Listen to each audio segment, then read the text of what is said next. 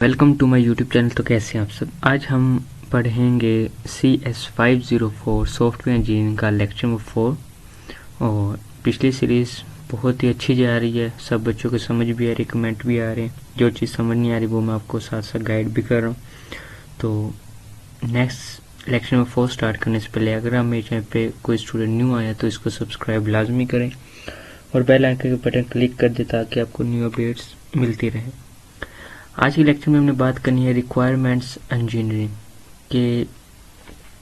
पिछले 2 लेक्चर्स में हम रिक्वायरमेंट्स पे बात कर रहे हैं, तो इसमें बात हमने ये करनी है कि some risk from inadequate requirements process के कुछ ऐसे रिस्क जो हम रिक्वायरमेंट के प्रोसेस के करते वक्त उसको स्किप कर देते हैं, मीन उनको रोक देते हैं या वो मिस कर देते हैं चीज़ें, ये हमारे पास आती है। इसमें हमारे पास जो सबसे पहले है वो है insufficient user involvement leads unacceptable product के।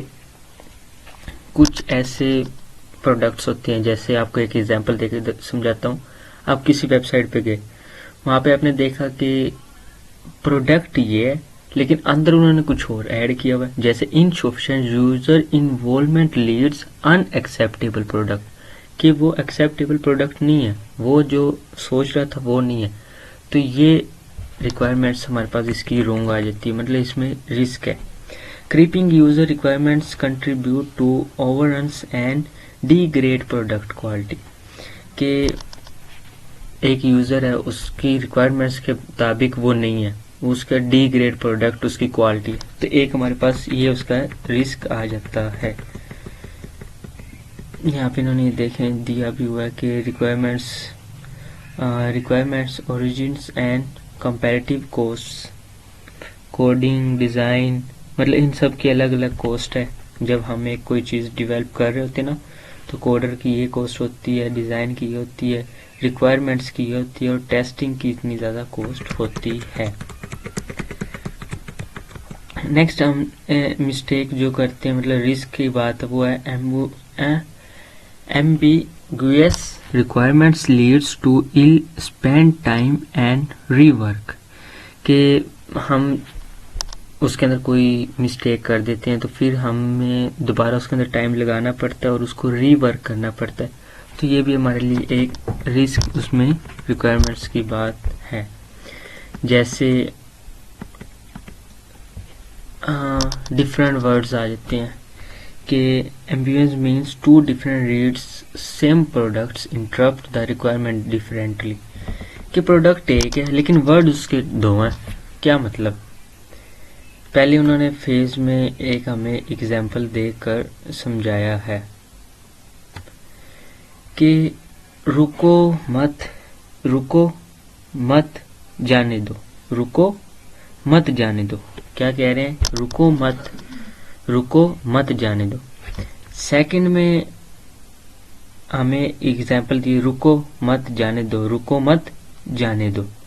मतलब वर्ड एक है, मतलब एक आदमी को आपने रोका हुआ, उसको आप कह रहे रुको मत भाई जाओ तुम, मतलब क्या है कि वही वर्ड है, अब क्या है, रुको मत जाओ, वर्ड वही है लेकिन उनके डिफरेंट मीनिंग आ जाते हैं। तो ये इसमें हमारी एक मिस्टेक, रिस्क हम इसको कह सकते हैं। नेक्स्ट हमारे पास है कि gold plating by developers and users add unnecessary features, कुछ वो फीचर्स ऐसे उसके अंदर ऐड कर देते हैं जो अननेसेसरी होते हैं, जैसे कि adding them will result in schedule and budgets overruns, के कुछ वो ऐसे ऐड कर देते हैं कि इनका ये शेड्यूल है, ये बजट ओवररन है और इसमें कम है, इसमें ज़्यादा। तो ये भी एक हमारे लिए रिस्क की बात है। नेक्स्ट जो है वो है 5 minimal specification leads to missing key requirements and hence result in an unacceptable product, के कुछ ऐसी स्पेसिफिकेशन मीन कुछ ऐसी लीड जो मिसिंग की रिक्वायरमेंट्स के कुछ रिक्वायरमेंट्स उसके अंदर मिस कर देते हैं and hence result in an acceptable product, और जब रिजल्ट आता है तो वो अनएक्सेप्टेबल प्रोडक्ट होती है, तो फिर उसको ऊपर दोबारा उन्हें मेहनत करनी पड़ती है। तो एक ये भी इसके अंदर हमारे पास रिस्क आ जाता है। उसके बाद आता है 6 नंबर पे, incompletely defined requirements make accurate project planning and tracking impossible.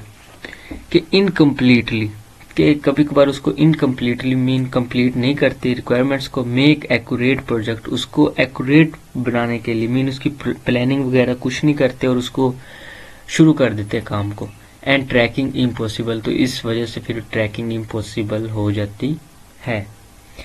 इसके बाद नेक्स्ट हमारा टॉपिक है लेवल्स ऑफ सॉफ्टवेयर रिक्वायरमेंट्स। इसमें भी हमारे पास पहला बिजनेस रिक्वायरमेंट्स आ जाता है, सेकंड नंबर पे हमारे पास यूज़र रिक्वायरमेंट्स आ जाती हैं, फंक्शन रिक्वायरमेंट्स आ जाती है और नॉन फंक्शन रिक्वायरमेंट्स। याद रखना ये हमारे पास है लेवल। ये मीन शॉर्ट क्वेश्चन भी आपको आ सकते हैं कि लेवल ऑफ सॉफ्टवेयर रिक्वायरमेंट्स में कितने मीन पार्ट्स हैं या लेवल्स हैं, तो आपने कहना 4 है आई थिंक, हाँ 4 ही हैं। बिजनेस रिक्वायरमेंट्स क्या है कि they are use state high level business objective organisation customer request in the system of the product.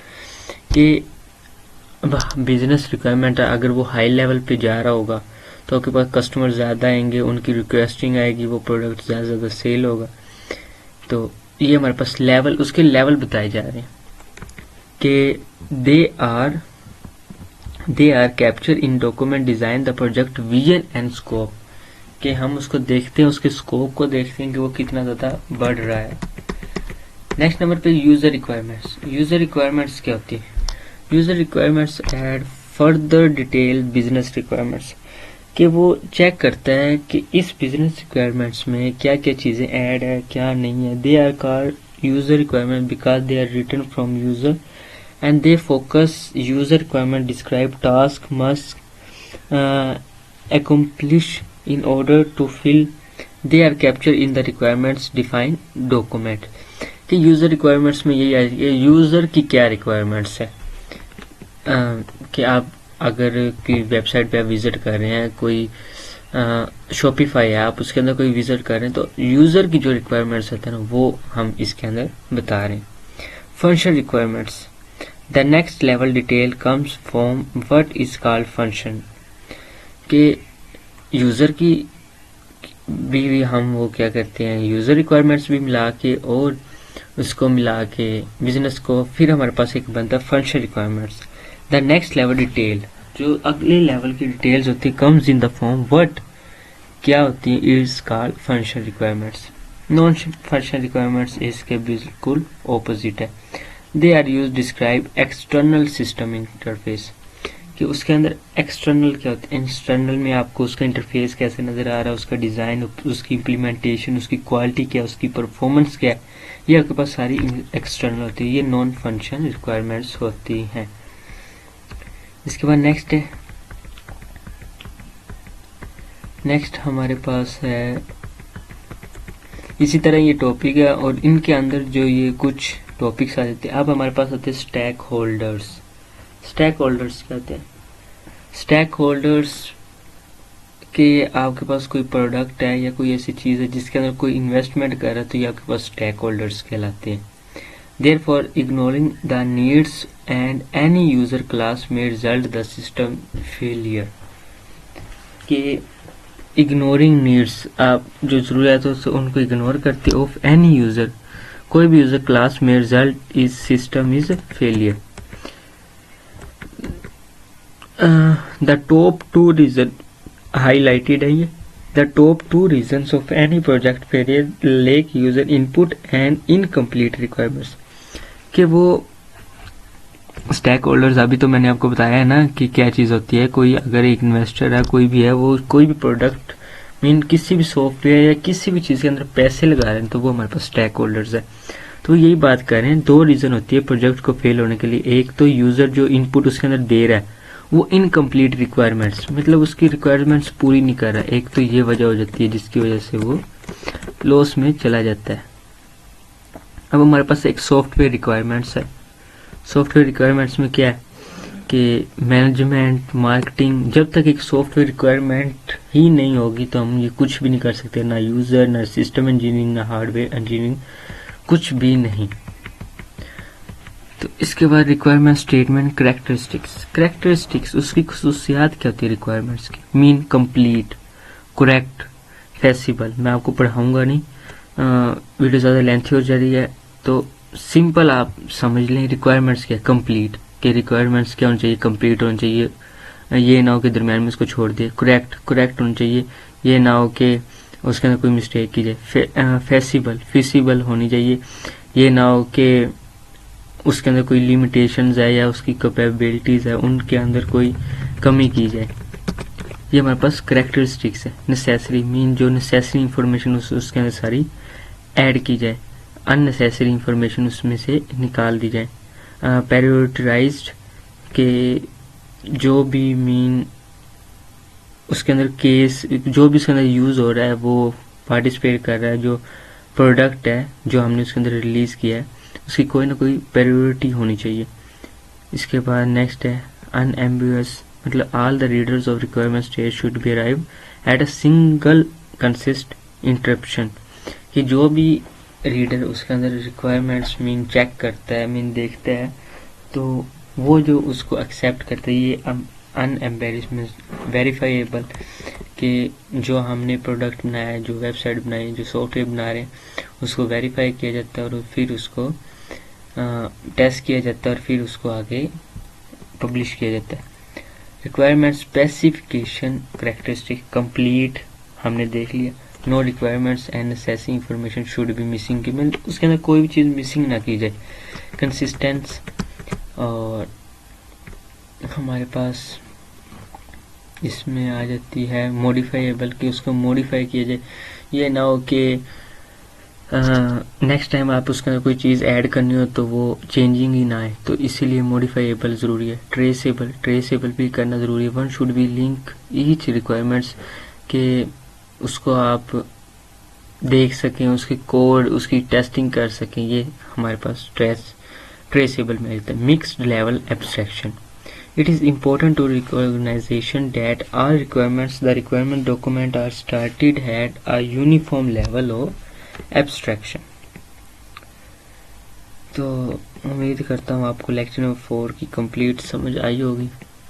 कुछ चीज़ें हैं जो मैंने हाईलाइटेड की है, उनको आपने बस कोर से पढ़ना है। ये सारा थ्योरी बेस आएगा, ये तो नहीं इसमें कोडिंग आएगी, तो इस सब्जेक्ट की ज़्यादा टेंशन नहीं लेनी है आपने। हाँ, जो अब ये आई थिंक